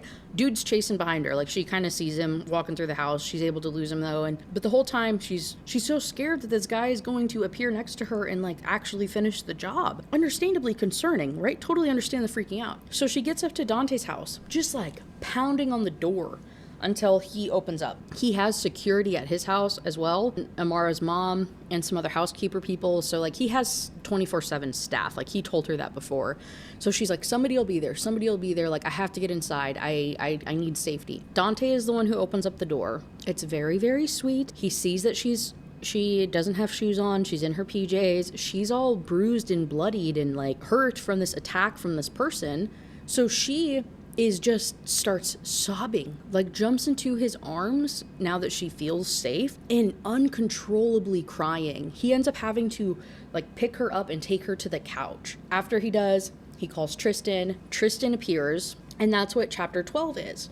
Chapter 12 is Tristan being a little cutie guy, a super sweet, comforting guy, where he goes over to Dante's, he cradles her on the couch, comforts her until she tells them what happened. She doesn't say much. She just says that somebody tried to unalive her. Tristan ends up walking her to his house. Like he carries her the whole way over to his house. It's very cute. Whatever. He gives her a bath to wash off all the mud and the dirt and stuff, and he's washing her hair for her. It's definitely like a wound cleaning scene. I know y'all are suckers for those. And she opens up more and more about what happened. That she has the picture of the guy, giving more details about the attack and whatnot. And then they end up going to sleep together. Oh, it's very cute. So in chapter 13, she wakes up in Tristan's bed. They hang out for a little bit, but he has to leave to go and do business more than likely taking care of this person that attacked her, right? So she goes over to Dante's. She doesn't stay at Tristan's. She goes over to Dante's house again to like be with Amara's mom and to feel safe and comfortable and like whatever. And she's working. She pulls up the dark web. She pulls up the dark web and talking about all these websites that she goes to, and she doesn't use it much because of the horrible things that are on it. And it's very, again, I feel like the author has no idea what they're talking about, that they just watched a couple cyber spy movies and they were like, oh yeah, that's it. That's a good one. Like, let's make that a book. But don't actually know what they're saying. Anyway, opening up the cloaked window, like the dark web window, Marana tuned out everything else around her and quietly fed in her key words. Although she wasn't sure exactly what she was looking for, she knew the starting point was Tenebrae 20 years ago and the missing girls. She pressed enter. Almost immediately, a stream of results flooded her screen rapidly, popping up one after the other. Marana kept her attention on her screen, her gaze flying back and forth over the words, saving and discarding data at a speed that marked her as a genius. Suddenly, a dialog box appeared in the top corner of her screen with a message. I'm Reaper00 is the username, and he says, you're missing a key word. Oh, fuck. She responds, her username is Nerdy Tech Goddess 00. Which keyword? She waited for a heartbeat and saw the reply pop up, flesh trade. She says, who are you? A friend. I have my reasons for helping you. What are they? I want to find the truth, Marana. I already know the truth. There's still much that you don't know. I want to meet you. When the time comes. For now, use the keyword. What will I find? Sources. Bitch, what do you think you would find? For one, what do you think that you would find? And then she says, how did you bypass my security? She went back to the keywords and modified them. Tenebrae, 1990s, missing girls, mafia, flesh trade. Oh my god. I hate it here, bro. She finds all sorts of things. She found a bunch of sources, as the man called them, and she goes through sorting everything. And 10 seconds later, most of the articles sorted down under one source name, Distance Y. What the hell was Distance Y? Do we find out in this book? No. A low ache started to form right behind her eyebrows. Pulling off her glasses, Marana pressed the heel of her palms into her eyes, groaning in frustration at the way that things were going. She had more questions than answers, and every time she felt she was close to something substantial, it slipped through her fingers. Gritting her teeth in frustration, Marana stared at the ceiling for a long minute, contemplating her next course of action. She made a call. Which is where I'm realizing she's making a call to the guy at the party, right? All he said was 459. That's your number? How in the absolute heck was she able to call a guy based off of 3 digits? That doesn't even... I'm not smart enough. I'm not enough of a genius, I guess, to understand. In chapter 14, it's her going to go and meet the guy at the party. Like, she gave him a call and they're going to go and meet at some pier across town so that she can ask some questions. So she's there waiting. He walks up behind her. It's the same thing. He tells her not to turn around or to not look at him. I wish I could say it was nice to meet you. You want to know why I contacted you, Miss Vitalio? You are key to a puzzle I've been trying to solve. I believe we can help each other out. And how will I do that? Find the information about what was happening here 20 years ago. And what will I get in return? Whatever answers you need. And you will give me those in exchange? Marana asked, confirming. Girl? Yes. Why should I trust you? You shouldn't. He already said that to you last night. We already had this conversation. You shouldn't. But we're on the same side for now, just looking for the truth. I feel like I have read the same words over and over and over again. What are your reasons for interest in the end of Alliance? What are yours? All right, then. First question. How did you know someone is going to try to kill me? Information is important in my line of work. Someone put a hit on you. A pretty expensive hit, if I might add. I just told you in goodwill. I appreciate you giving me the heads up. There's no reason for you to be wary of me, Miss Vitalio. I have nothing against you or the Predator. You're his woman, and I have no wish to make an enemy of him. What's Distance Y? The man beside her paused. You got to them pretty quickly. She had help from someone. Was it this man? Before she could ask, he answered her. It's the Syndicate. It was an anagram. What the hell? Oh my jeez. Okay. You got to them pretty quickly. Hold on. You got to them pretty quickly. Okay, we'll come back to this. What's the Syndicate? Marana asked, her confusion mounting. Is it involved in why the girls went missing so many years ago? You're very smart. The man complimented her, straightening. I want to I got a punching bag over there. I need to start just doing these reviews with a glove on just so I can go hit that thing. You're very smart. The man complimented her, straightening. Follow that lead. This is where I leave you. When you have information, contact me. Marana shook her head, her questions unanswered. Are you the Reaper guy? How did you get past my security? The man paused. She had a sense he was surprised. No, Miss Vitalio, I'm not. But thank you for what you just told me. It put quite a few things in place. Marana waited for a beat, her heart slowly starting to pick up the pace. What did I just tell you? That he's alive. What? What do you mean? Okay, all right, okay. Hey, what? Hello?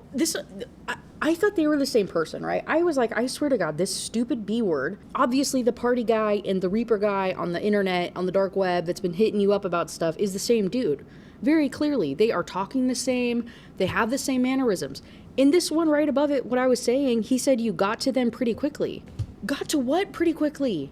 If he's not referencing the sources that the Reaper brought up the other day, what the fuck is he talking about? You got to what pretty quickly? That doesn't make sense for him to not be the same guy. It's not the same guy, by the way. I will tell you that definitively right now, and I'm actually very pissed off about it because now I want to know who this guy is. I hate it here. I hate needing answers for things. Anyway, I'm pissed. Later in the chapter, she gets home. Tristan's like, what were you doing talking to some stranger on the pier? Like, obviously, he has security following her. He's like, you didn't tell anybody and you go and talk to some random man. Who's that? Right? Gets all about it. She explains who he is. She's like, actually, she doesn't. She says, I don't know who he is. He just wanted to meet. Tristan's like, have I taught you nothing? Like, how stupid are you? Which is a very genuine question. I ask myself the same thing. They have a little bit more confrontation back and forth, and, you know, she starts talking about, oh, there's spice. Hold on, let me scroll through that. There's spice, and then at the end of it, she's like, hey, if we're gonna do this whole relationship thing, I know that you're not used to explaining your thoughts to anyone. She went on, slowly wetting her face. Wetting her face with what? Oh my God. I'm not asking you to. What I ask, I think they're in the shower. What I ask is for you to share whatever you're feeling with me. Be honest with me. I'll be the same.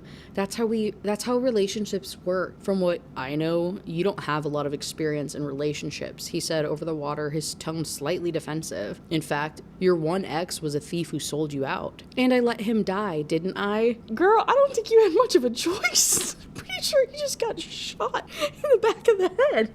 I don't think you have the control over that. The point is, you know I'm in this for the long haul. I know you're in it for the long haul. Let's just make the long haul easier for the both of us. What do you say? And if I don't? You will. Because deep down, Mr. Predator, you're a good man who's been waiting all his life to be able to share with someone. Hello? Good man who has been waiting all his life to be able to share with someone. You just need to trust in this connection. Trust in me enough. I legitimately feel like I can't read. These are not real sentences. There's no way that an editor looked at this. I hope to God Runyx didn't pay them if they did. Good God. Anyway, she says, just trust me enough. We can make this work. And he says, I'll try. And then, yay, cool. Chapter 15.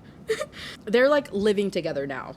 It's all domestic and cute because she's obviously not going back into the main house when there's people that are literally trying to unalive her. So she's living in Tristan's house. It's cool and they're really into it. And they go on about life. She runs into Dante. Dante, dressed as casually as his mob brother, broke through her thoughts. I've been thinking about the man that you met, Marana. I suspect who it can be, but I'm not sure. If he is who I think he is, I think we can trust the intel. We can trust the intel that he gave you. So the syndicate Hold on. Also, just want to say, really, really quick, that will come back later, and that also revalidates, confirms my stuff that I said earlier, that the airport party pier guy is the same guy as the Reaper. I refuse to believe that it's not the same person, even though I know for a fact that it's not. This is so poorly written. Anyway, so the syndicate exists.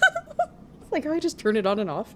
So the syndicate exists? I'd honestly started to think we were chasing ghosts. Yeah, I'm beginning to think a whole lot is happening here that we don't know about. Then it's time we do. Okay, girl. Okay, girl. So they end up going to a club to go and do some business stuff. Dante is in the back room. He's gonna go and talk to some people really quick, and that way Tristan and Marana can like hang out and, I don't know, dance and be cute and whatnot. And she goes to the bathroom, and when she comes out, Tristan is talking to another girl. Girl has her hand on him and is all flirting him up, and he doesn't stop it. He just looks Marana right in the eye, and so she says, oh, I'm not playing these games, and leaves the club. Tristan follows her into the alleyway. Sheath your claws, Wildcat, Marana growled, pushing him into the wall, glaring at him.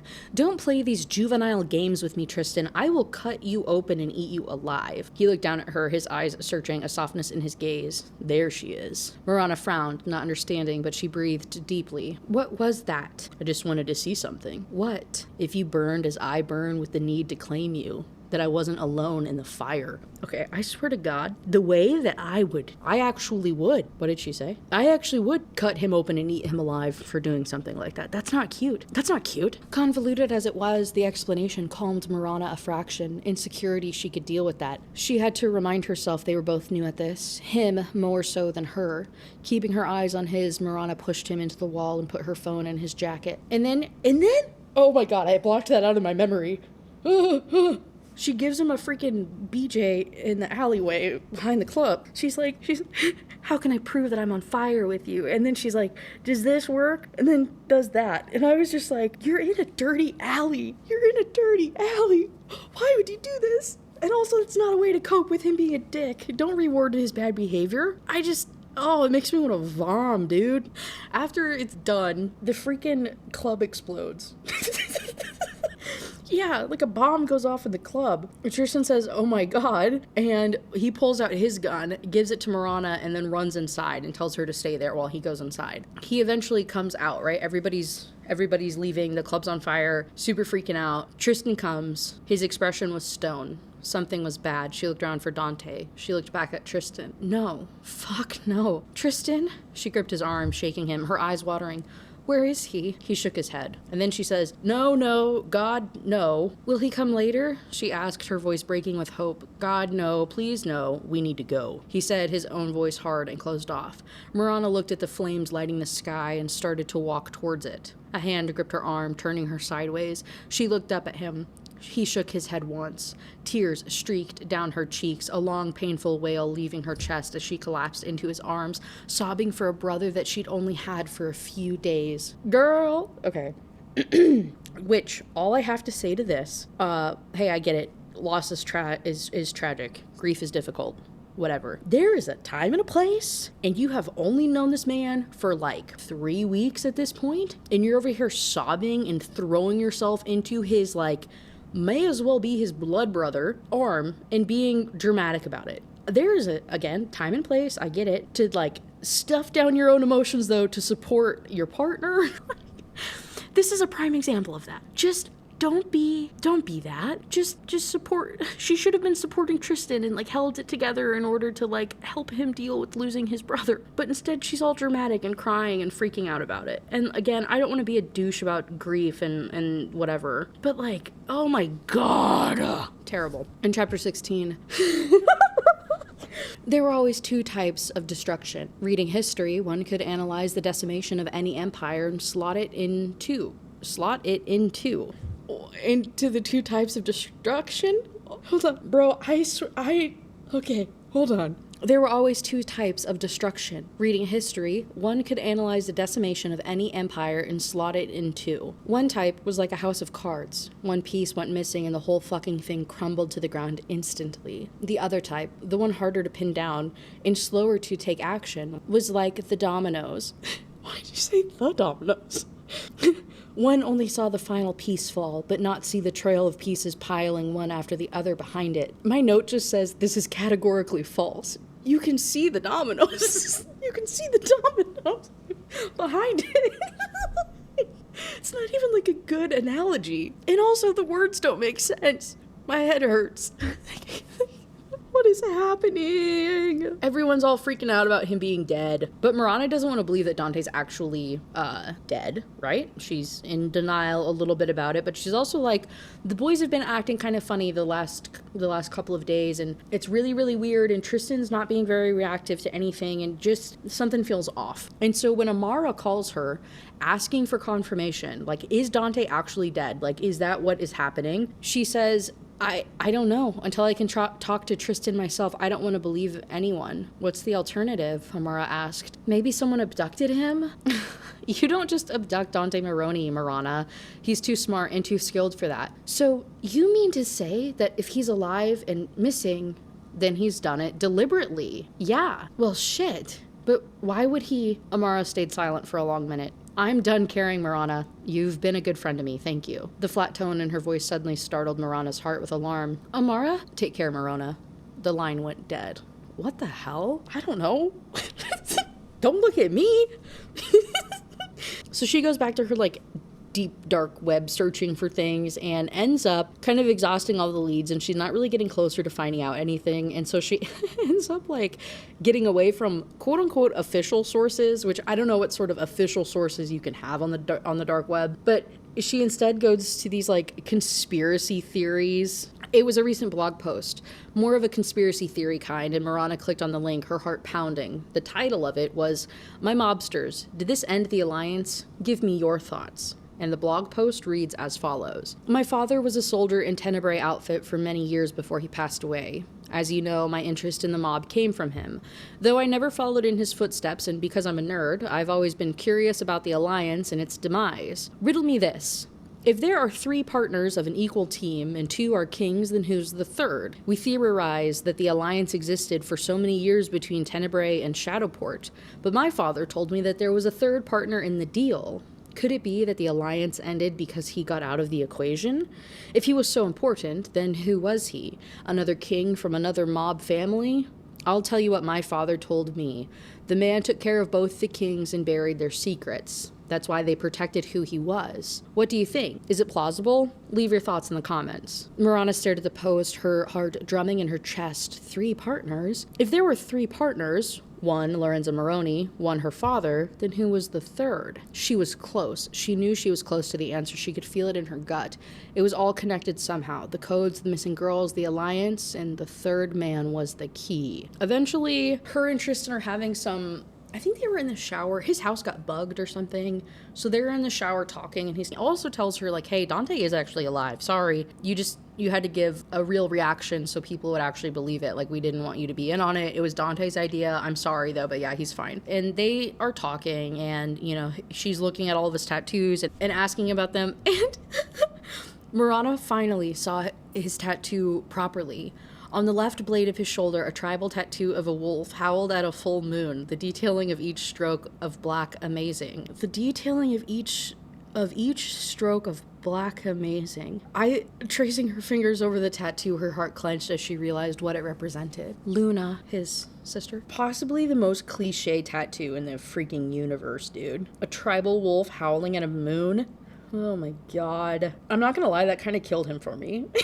I don't want to be a dick about tattoos. Obviously, I have a bunch of them. I just so I don't want to be judgmental, especially if somebody has that on their body. I don't want to be offensive in any way, but like, oh my god, dude.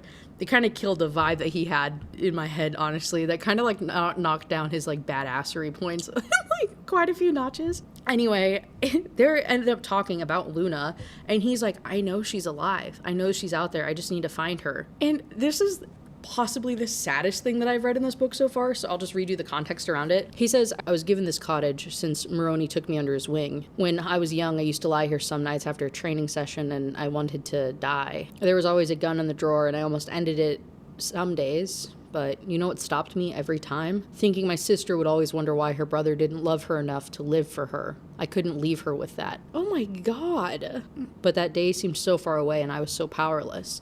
Every day felt like too much. So, you know what I wondered about? She shook her head. You. Some days I thought about how I would find you when I grew up and unalive you. Different ways that I would unalive you.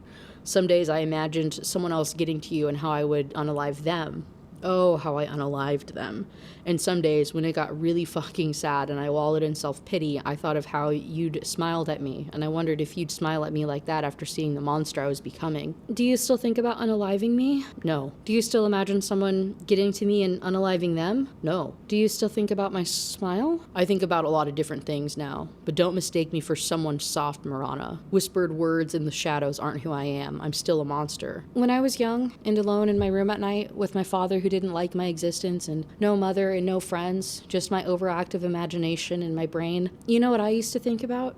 When one of my father's guards sneaked into my room and I had to fight him off, wallowing in my loneliness and self-pity. Do you know what I would dream about? He waited for her answer, never moving those intense blue eyes from hers. A monster. My monster. One who could keep me safe and kill all the other monsters who wanted to hurt me. By the last word, his mouth slammed into hers and he turned her under him. You always fucking had him, Wildcat. And then he ravaged her like the monster he claimed to be. And my guy, if we would have kept off those last 3 sentences, that would have been such a banger way to end that chapter. The sentiment of that, the idea of that conversation of I always dreamed of a monster. I always wanted somebody to protect me. That's hot. The way that that's explained, the connection of those two things is a really good conversation, and I really enjoyed it. And then you just had to shit the bed. I was so upset. I really wish I could unread those last 3 sentences. I also wish he wouldn't call her Wildcat. That is arguably one of the worst nicknames I've come across in these freaking books. In chapter 17, doesn't matter. They go to Dante's funeral that they're having at the cemetery. She's standing off to the side. Tristan's also standing off to the side doing his other stuff. They found Dante's body, quote unquote. It was burned alive, but it had his clothes on and his watch and stuff, but it was unrecognizable because of how damaged it was. So they're just gonna kind of bury him. So everybody's at the cemetery, whatever. The sound of a car door slamming shut brought her attention to the man sauntering down the hill to the gathering, surprise filling her. Her father was there. He paused for a second where she stood, his eyes moving over her with hidden disgust, before he proceeded to where Moroni stood below. Yo, obviously it's not that hidden if you can see the disgust. With hidden disgust. Not that hidden. If you're clocking it. What do you mean? Anyway, she looks up. In the tree line, there's a guy standing in the shadows. And he's all creepy. And it's like the meme where you hire some creepy people to go and stand at the distance in your funeral and just mess with people, which I love that idea, by the way. So she texts Tristan and she's like, there's a guy at my 5 o'clock. He comes over to her. He sees the guy. She asks Tristan if he knows who it is. He says no. She also says she doesn't know. They stayed silent for a few minutes as the procession continued below. Dark clouds gathered in the sky, casting a doomed glow over the hills, and though it was fall, the winds were cold.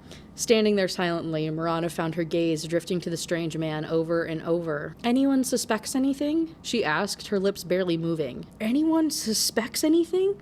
Does anyone suspect anything? Why would you have an S there?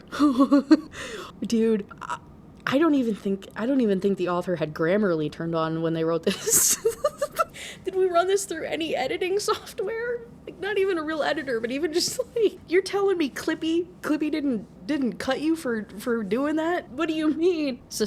Anyone suspects anything. And then, oh my god, they're talking. Thank you, she murmured softly, squeezing his forearm. He shrugged. It's a fact. You're smarter than most of these men put together, and I don't just mean with your tech stuff. Anyone who denies that is stupid. You're not stupid. He turned to look at her, his blue eyes locking with her hazel. I'm the smartest one of them. I claimed you long before any of them had a chance. So, I don't know why she said you're not stupid to him. You're smarter than most of these men put together, and anyone who denies that is stupid. And she says, you're not stupid. Yeah, obviously he's not stupid. He's saying that you're... What? Okay, you know what? As much as I'm freaking out right now, I love that I'm freaking out about grammar and bad sentence structure and bad storytelling and not a teenager getting, assaulted in a school hallway. I can't lie. I would much prefer this level of chaos than some of the dark crap that we read on this channel, dude.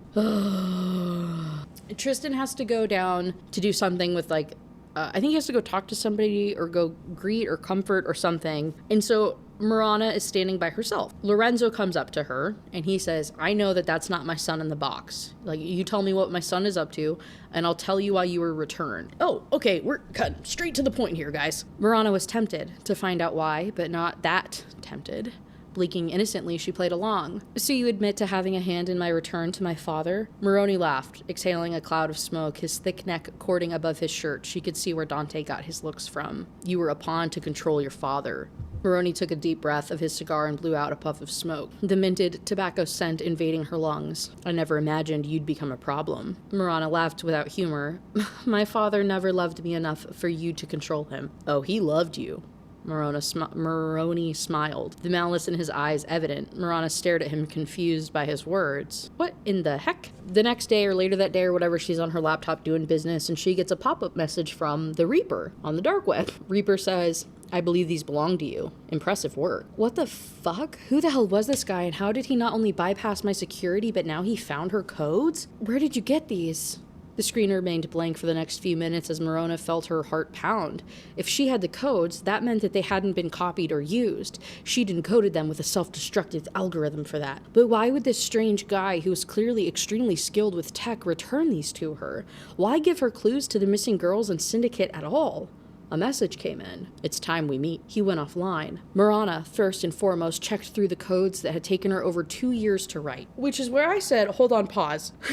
I said, hold on, pause. I thought she wrote the codes because the boyfriend dared her. Like Double Dog dared her to write them. So what do you mean it took her 2 years? They faked a relationship for 2 years? I don't think that's what happened. And so then it goes on to explain... Pushing her laptop to the side, Marana looked up at the cloudy sky as the hours passed and tried to make sense of everything. 1, someone had hired Jackson to steal the codes that she'd been working on for 2 years. Someone who knew they existed in the first place and framed Tristan for them so she could be led to him. Hold on. So she had already been working on them? So then she wasn't dared to write them. Is that not what book 1 said? I refuse to download it and go back and look at it. I'm not giving this author another penny for reading these Kindle Unlimited pages. But like, that's not what we saw in the first book, right? Am I high? Am I on actual... like mind-altering things right now? What do you mean? 2, after she had been led to him, someone had started to send her anonymous messages and clues about their history, the Alliance, and her history that she hadn't been aware of. 3, she had gone down that rabbit hole and someone had led her towards the syndicate. And once she started looking into it, her codes were returned. Oh, okay. After getting changed and settling down on the couch, she did what any self-respecting closet nerd did when she got bored. She watched Netflix. What does that have to do with being a closet nerd? Watching not playing video games? If we're just going for cliche things, why not playing video games? Everybody watches Netflix. That's not a closeted nerd thing to do. What does that even mean? Anyway, Tristan comes back from like a mission thing that he had to go and do, and he's all torn up about it, so they end up like bonding or something. I don't know. And they have like little cutie pillow talk time. And then ultimately, Tristan says, you asked me about a third guy today, Tristan muttered, his fingers drawing inane patterns on her shoulder. It reminded me of a conversation that I'd heard that day. Marana stopped, looking into his eyes. The day, he nodded wordlessly. Marana waited for him to go on. Knowing anything about the day was thin ice. Knowing anything about that day was thin ice. She didn't know how he would react to something about it. Your father and Moroni had been sitting at the table, he reminisced, that faraway look entering his eyes. Your father threatened Moroni, and he subdued your father by mentioning another guy. Remember what happened to Reaper? Or something like that, he said. Marana stilled. Her heart stopped for a second. She scrambled up and looked down at him, unable to believe it, that it could be that simple. Reaper? She shook his arm urgently. Are you absolutely sure that that's the name that he mentioned? Yeah, I'm sure. What's going on? And so then she said, she whips out her laptop. She gets to clicking and clacking and typing away. Could it be that easy? She pulls up the Reaper chat and shows it to Tristan. Tristan's like, you never mentioned this. You've never mentioned him. That's not important. The point is, could this be the same guy? The guy that I met on the pier said something about him being dead. It could be, but I don't know. I've never heard of any Reaper in the outfit, even in passing. The outfit is the name of the mafia mob thing, right? I'm sure you know that. I've said it a lot. I'm just so everybody's aware. Let me make a call, Tristan told her. So he has like an informant that he goes and calls to try and get obviously some information. Why do you say that, Kaylee? Anyway, he gets some information. There was one Reaper a long time ago, but he said his family died in a fire. Marana winced, her lips pursing. You think it's him? I don't know. I'm more interested in why, whoever he is, wants your attention. Bad enough to get the codes and return them to you. Maybe because of the same reason I was unique to you 20 years ago. I'm the only girl who came back. Tristan shook his head, his eyes distant.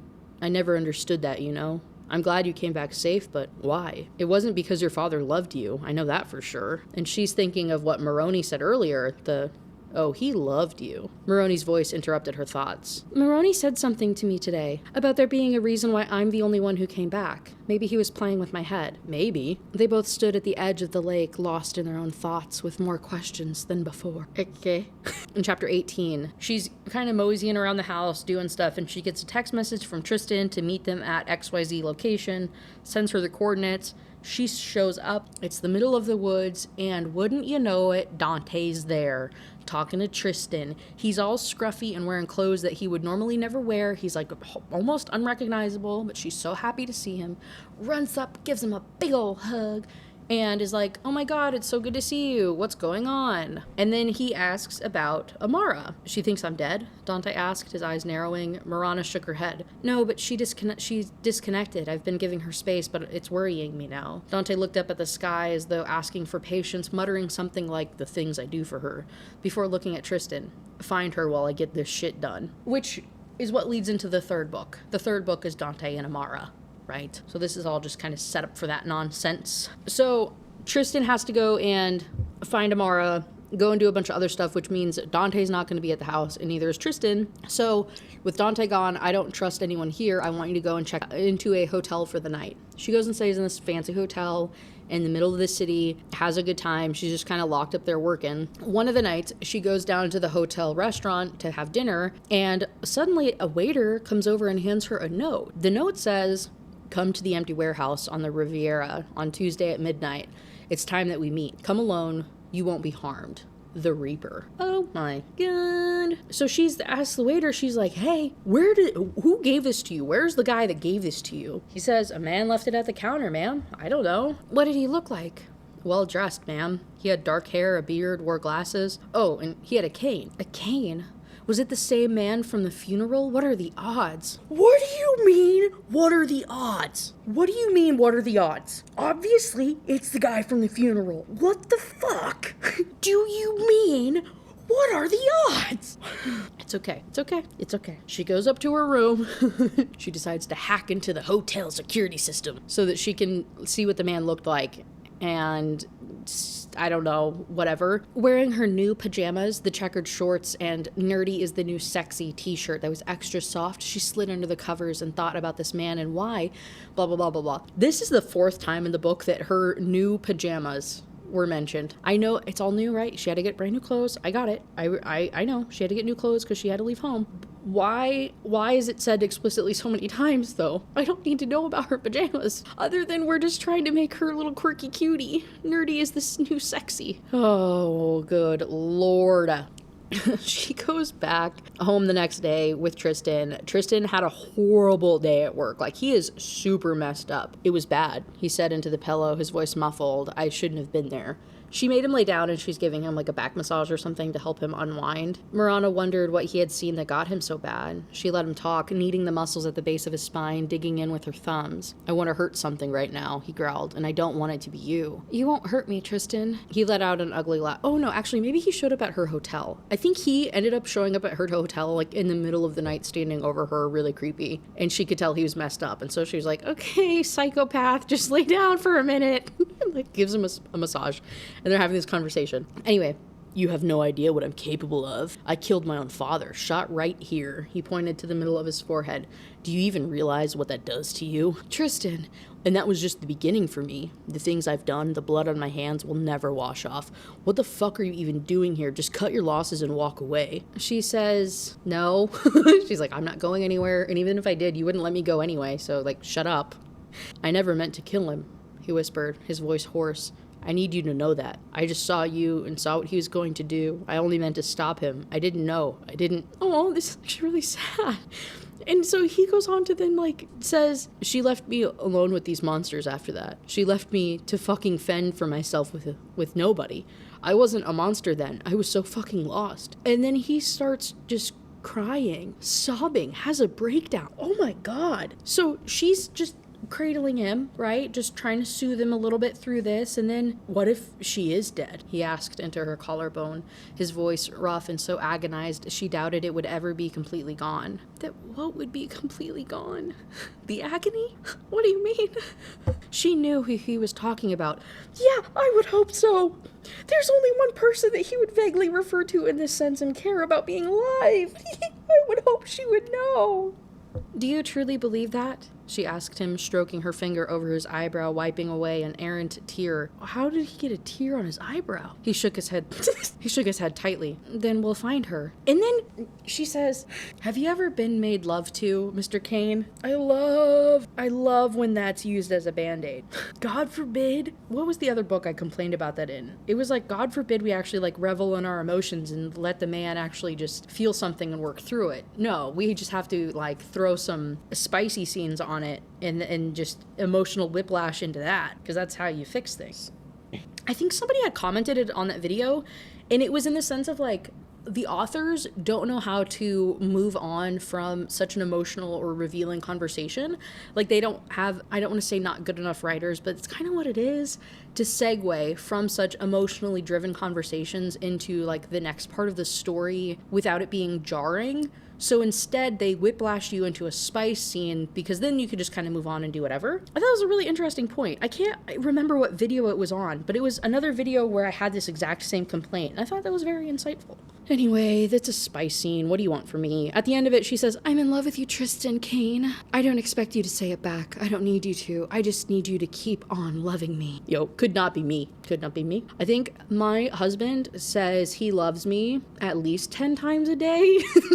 Like, if I had to guess, like, we say it just when we're going into the other room. You know what I mean? Like, I'm a words of affirmation girly. I'm not gonna lie. When I don't care who, it's my channel. You can hear me talk. Shut up. You can skip it if you don't want to. When I do the, what is it called? Whenever I did the love language quiz, I ended up getting a straight up, how many are there? 5? I got like 20% across the board. I was like a complete break even on every love language. I was like, I need all of it. I need all the love all the time expressed in any way possible. It is so funny. Anyway, couldn't be me. No, I need you to say you love me actually constantly all the time. I need validation. In chapter 19, she is watching him sleep and she's checking out his tattoos because he's like his little Nike boy in bed. And she sees one of them and she says, what does this skull mean? She asked, pointing to his arm. She saw him blink, his blue eyes open, slowly getting alert. It's an outfit thing. Most soldiers get this when they're taken into the fold. Why? And who in the outfit would have this on a ring? Tristan paused for a second, considering. Maroney has one. Anyone else would have to be someone in the high positions. I think that's who the Reaper was. Marana scrambled out of bed, rushing to her clutch where she'd stuffed the note. She returned to the bed, seeing Tristan leaning back on his elbows as he watched her curiously, his eyes lingering on her t-shirt for a split second before he asked for the note. Marana handed it to him, waiting to see what he said. You're not going alone. That was predictable enough. I know, it's Saturday today. I was thinking maybe we should stake out the place tonight, just prep work. He could actually be there beforehand and we don't. He cut off her words, swallowed the rest of her plan, and asked her to prove that nerdy indeed was the new sexy. Okay, ew, I guess. The Reaper had a skull ring. Maybe she saw it at the pier. She saw it at some point, and she saw this ring that he had, though. So they end up going into the warehouse whenever the next day, I don't know, they go in together and they suddenly hear a voice behind them. I see your curiosity got the better of you. The words came from behind them. Marana whipped around, her gun pointed at the man limping out from behind the shadows. She felt Tristan come up behind her, his own weapon aimed at the stranger. Put those guns down, kids. The man waved his gun away, his voice raspy from disuse or smoking. He stepped out into the light, his eyes coming to her. I'm not gonna hurt you, little doe. I hate Little Doe as a nickname, by the way. That might be as bad as Wildcat. Do I know you? She's staring at him, his eyes crinkled, taking her in. His face was weathered and creased, half covered in a thick beard, his eyes behind round wire-framed glasses. You were at the funeral, Marana thought out loud. You thought that already, didn't you? Lowering her weapon, an eerie feeling settling in the pit of her stomach, he simply turned and headed towards the single chair. Your timing isn't the best, I admit. We might get interrupted. I have a meeting here soon. Who are you? He didn't answer, just limped to the chair. Marana turned to Tristan, eyes alert, and found him frowning at the man as well, his gun still up. I saw you. Tristan spoke, his eyes narrowing in recognition. You were there a few years ago at... He stopped. The man chuckled, collapsing into the chair with a groan. Do go on. Marana looked between them, confused. The cool draft in the warehouse raised goosebumps on her arms. The man smiled, his hazel eyes alight with humor. He's talking about your graduation, Marana. He was there. That's where he saw me. What the fuck? That's pretty much her reaction. She's like, why were you there? To see you. The man rubbed his knee. To see you, the man says. She says, okay, are you the outfit? I was, once, a long time ago. Are you the Reaper? The man smiled, the lines on his cheeks creasing in a way that wasn't bad. What? His hair, a shock of salt and pepper, was shabby. I am the Reaper. Why did you call me here? Why not just talk to me at the hotel? Because I had to meet you. Someplace we can all talk. Please put your gun down. I'm not gonna harm either of you. For some odd reason, Marana believed him. Lowering her gun completely to the side, Marana perched down on a wood box in front of the man and considered him steadily. I have questions that I feel only you have answers to. Let me tell you a story first. The man began, clearing his throat to get his voice working. I'm afraid we don't have much time. Marana nodded. About 23 years ago, I was a soldier of the outfit and happily married man. He started, his brown eyes flecked with green on her. It was a rarity, believe it or not. My wife, she didn't know much about this business or what I did. This ring was a gift from Lorenzo. It was only for the 3 members of the Alliance. Lorenzo, Gabriel, and I. While they were the leaders of both of the families, I was the one who collected all the data on the businesses and operations. I had all the information about the enemies. I dealt in secrets, and that made my friends powerful people. I know that, Marana nodded, interested in finally getting some answers. He tilted his head to the side, blinking at her. Of course. He shook his head. Everything was going well. I was happy. My wife was pregnant with our second child, and that's when I stumbled upon a secret one of my friends had hidden. Lorenzo had become a member of a global syndicate. The syndicate traded in children. Oh, uh-oh. Her throat tightened and she turned to look at the man behind her. You don't have to be here, Tristan. Tristan looked down at her, the hunger for answers in his blue eyes matching hers, and prompted the man to go on. The missing children. The children were taken from different cities at too young an age and groomed to become slaves. Those that survived anyway. Many died. Moroni was supplying children? He's the reason my sister went missing? Tristan asked over her question. The older man looked at Tristan with his eyes full of regret. No, your sister was all Gabriel. I'm sorry. Tristan inhaled sharply. Marana felt shame and pain coiled in her belly. God, what evil monsters preyed upon children? Her father was one of them? The man continued. I don't know how long it had been going on, but I didn't want to be a part of that. Although Gabriel was involved in only a few operations, Lorenzo had his hands in many. He was the real danger. I called both of them and threatened to expose him if he didn't stop. I was a fool, thinking they'd been my friends. What happened then? The alliance was broken. I stepped down and Gabriel got scared and decided to go his own way. All businesses split, but Lorenzo never trusted anyone. He took Gabriel's daughter in as insurance for him to keep his mouth shut. Marana breathed through her nose and stayed quiet. He continued, his voice bleak. He then attacked my wife in our home and murdered her and our baby. Her hand flying to her mouth, Marana gasped at the horror the man before her had suffered. I'm so sorry, she spoke, her heart aching for him. The man chuckled. Oh, I wish that was all that he had done. Marana was half afraid of hearing more. He took my other daughter, too. The man spoke, his eyes sharp on her. At first, he put her in with the other missing children, but then he got another idea to ensure that Gabriel stayed quiet. Marana's heart started to thunder in her chest, her breathing uneven. She felt Tristan's hand come down on her shoulder. He gave her to Gabriel to raise, the man told her quietly, so he could look at her and remember the extent of Lorenzo's wrath to those who go against him. In exchange for his silence, his own daughter would live. His wife never accepted it. It was her own child who came back and left him. Poor thing. The Reaper is Marana's father. What? What? Hello? That's crazy. Okay, that was actually a good twist. I'm not gonna lie. I was a little baffled.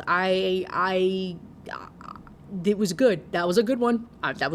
Why didn't you take me back? I was too injured when all of this was happening, he told her, rubbing his knee. I didn't know what had happened to you until a few months, and by then it was too late. For all intents and purposes, you were a Vitalio. Marana felt her lips tremble. Why didn't you contact me before? As long as they thought I was dead, it was safer for you. I kept my eyes on you, though, giving you what little protection I could from afar. I know I don't have any right to be, but I was very proud of you when you went to study technology. You get it from me. You're so much better than I was at your age. Why steal the code? notes. You were never going to use them. Why frame Tristan? I needed you and Tristan to cross paths. Excuse me? Oh, you think I was the only one keeping an eye on you? The boy was always there. He caught me a few times, didn't you, Tristan? I knew what he had done to protect you once. The man deliberated. And I knew by the way he kept an eye on you through the years that he would protect you again when the time came. Time came for what? She croaked out, her mind barely hanging on to everything. Justice. Oh, that's so cheesy. When the time came. Time for what? Justice. Bro, get out of here. Oh, I hate it here. Every time there's like something even kind of good in this, it's just like obliterated. We were doing so good and then you got so cheesy, weaky freaky on me. Hello? Cheesy, weird, and freaky on me. That's not even the words I want to say. I don't know what is happening in my brain right now. I just don't like it. So she's like, okay, cool. Glad we got all this information out of the way. Who's been trying to kill me? She asked him, trying to understand everything. The Syndicate. Why did you send me towards the Alliance and the Syndicate then? Shouldn't I have stayed away? You can't stay away. You're involved already because of who you are, and I had to prepare you for the truth. If you weren't prepared, your mind wouldn't have been able to cope, and I wanted your relationship to be successful. And what am I gonna do with all of this truth? What's the point? Help the kids. Go help the children. Okay. And then nothing else can really happen because a car door slams outside and he tells them to hide. So they do. They go and hide in a little corner. And then guess who walks in? If you guessed Lorenzo Moroni and Gabriel Vitalio, you would be correct. Lorenzo, Gabriel, and the Reaper are all in the same room for the first time in forever. It's tension between the three of them. They're like, I thought you were dead. Why did you call us here? He's like, well, and the Reaper says, I wanted to ask about the trade, weapons and children these days. Isn't that right, Lorenzo? Not this old tune, Reaper. Lorenzo looked down at his friend's cane. You remember the last time you threatened to expose me? Very clearly, the Reaper stated. You're not the only ones I called for this meeting. Marana watched, surprised, as Dante stepped into the warehouse and leaned against one of the pillars, casually smoking a cigarette. Hello, father. Lorenzo Moroni looked slightly startled for a second before he recovered. Good to see you, son. Dante gave an empty smile, one like she'd never seen on his handsome face. I wish I could say the same, especially after seeing the results of your depravity the last few days, father. Lorenzo stilled, before turning to the Reaper. Why call us here? The Reaper leaned on his cane and stood before him, his body lean in front of Lorenzo's stock. To tell you that for the last few years I have dismantled your business. To tell you that I have been planning this for over 20 years. You are true evil, Lorenzo, and you don't deserve to live. Before anyone could move, the Reaper twisted Sorry, this is serious, but this is so funny. Before anyone could move, her father twisted the top off of his cane, bringing out a hidden blade and sliced it across Lorenzo Moroni's throat. Marana barely contained a gasp, her fingers fisting in Tristan's shirt as he took aim and steadied his gun on the scene, watchful. And so it ends up being a bloodbath. Lorenzo, Gabriel, and the Reaper just start stabbing and shooting each other. This is not funny, guys. This is serious. This was the big climax of the book. These three men just unalive each other in this warehouse. But like, so Gabriel is still alive, right? The other two, one of them shot, one of them's got his throat slit, whatever. Gabriel's still alive. And so Marana comes out and she's like, hey, WTF dad, who I thought was my dad, like, you hated me. He's like, you're not my kid. She's like, I was an innocent child and you were a dick to me because of other people's problems. Like, that's actually really, really messed up. She like pulls out her own gun and like holds it to his head. And Tristan's calm voice came from her right. Don't do it, Marana. Oh no, do it, Marana. Gabriel's voice mocked her name. Your father is dead. Your mother is dead. I will kill your lover too, and your children. Don't let him get to you. Tristan's voice came in from the periphery, cool and collective. I've got him. You don't want to do this. Oh, you want to do this, don't you, Marana? Gabriel cajoled, his eyes feral like she'd never seen them before. You know, if you have daughters, I will steal them, blah, blah, blah, blah, blah, all these other things. And then she says, stop it. Well, I guess she doesn't say it. She screams it. And then she says, Did you take Luna Kane? Her voice bellowed at Gabriel, her voice breaking. Gabriel laughed. Yes, I did. It happened in a split second before she had even realized it. Her fingers had pulled the trigger. Sorry, again, I know this is a serious moment. What do you mean fingers pulled the trigger? It's one finger, right? How would you even... Anyway, it's... Okay, that's fine. You know what? I don't know what I'm talking about. Before she even realized it, her fingers had pulled the trigger, the recoil hitting her hard.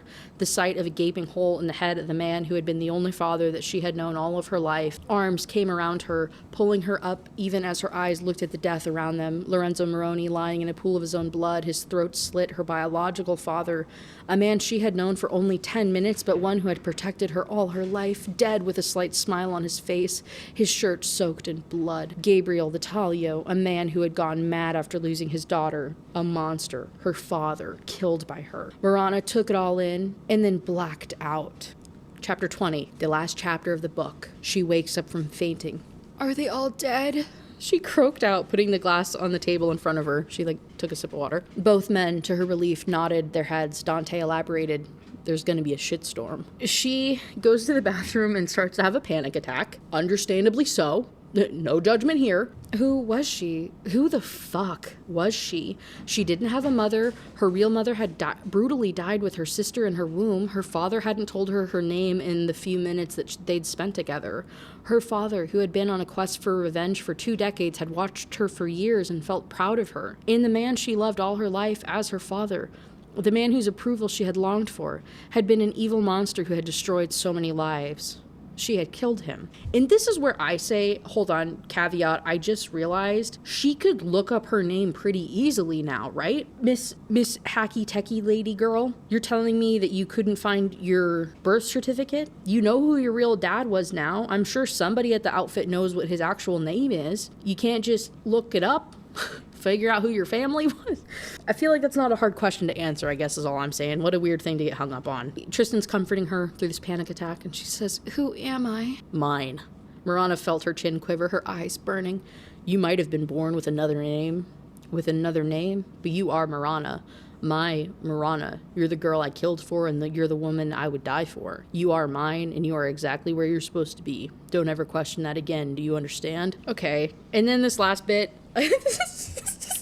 how the book ends. I'm just going to read it. I'm just going to read this to you, okay? I want things to be clear going forward. Dante elucidated? E-L-U-C-I-D-A-T-E-D? Elucidated? What does that word mean? To make something clear. To explain. Okay. Looking around at each of the men and the few women in the room, his gaze dark. I will be taking over all businesses starting next week, and I want you to come forward and report directly to me about everything that you were keeping hidden under the rug from my father. That's not how things are going to work now, and if you have a problem with that, there's the door. Get the fuck out. Dante changed. She didn't know what happened or what he'd seen in the envelope. What envelope? But the man with the easy smiles was heading towards an explosion she didn't think he was aware of. Hello? I don't know what these sentences mean. Marana watched him across the table in this mansion, sitting there not in the capacity as his friend, but as the surviving Vitalio heir in the West. The rest of the outfit men gathered around the room, both in shock of Lorenzo's death and Dante's return from the afterlife. Then everybody leaves the room, and it's just Marana, Tristan, and Dante. So what's the plan? Marana asked with extra enthusiasm, trying to lift the energy in the room a bit. Do you want to run a mafia family? Marana blinked at the question. No, not particularly. Dante finally smirked, turning to look at her, leaning against the window. Are you two getting married? Wait, what? Marana looked at Tristan with wide eyes, not knowing how to answer that question. Tristan shook his head. Not until we find Luna. Dante nodded, his gaze pensive. You know there's a reason why the alliance flourished so long under those three. My father and Gabriel handled the business, and your father handled the information. I can handle the business in Shadowport. Tristan's voice came from where he was seated. Dante chimed in. And I can handle the business here in Tenebrae. Marana nodded, catching on. And I can handle the information. Dante walked to his father's, now his, desk and brought out a crystal-cut bottle of vintage scotch, pouring it into 3 glasses, handing them both one. To the Alliance. He raised the toast. To finding the missing girls, Tristan matched. To the future. Marana clinked glasses, looking at both men in the eyes at the same time. Okay. They were her family now, and they had a long road ahead of them. And the book ends. We know nothing. So if that was the Reaper, then who was the guy that met her on the dock?